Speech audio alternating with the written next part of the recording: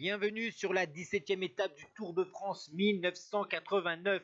165 km entre Briançon et l'Alpe d'Huez et 3 coureurs sont sortis dès le premier col du jour, le col du Galibier. Il s'agissait du Néerlandais 6e du classement général à plus de 7 minutes, Tenisseux de la formation PDM, accompagné de Vona de l'équipe Château d'Axe qui va abandonner un peu plus tard dans l'étape et Biondi de la formation Fagor. Le Néerlandais va partir seul ensuite dans le col de la Croix de Fer. Derrière, il va avoir Bougnot, Millard, Pinot et Cornier qui vont sortir dans la descente avant la longue portion plate en vallée pour rejoindre le pied de l'Alpe d'Huez d'environ 40 km. Et pourtant, le Néerlandais Tenisseux va avoir encore plus de 2 minutes d'avance au pied de cette ultime ascension de 13 km 800 à 8,1% de moyenne avec ses fameux 21 virages.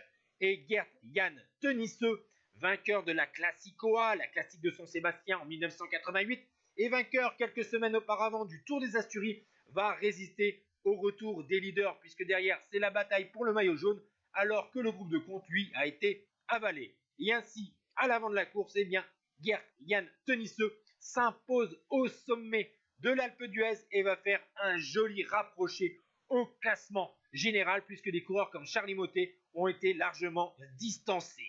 Et maintenant, on se concentre dans la bataille pour le maillot jaune. Ils sont 4 encore au milieu de l'ascension de l'Alpe d'Huez. Delgado, Fignon, Rondon et Greg LeMond.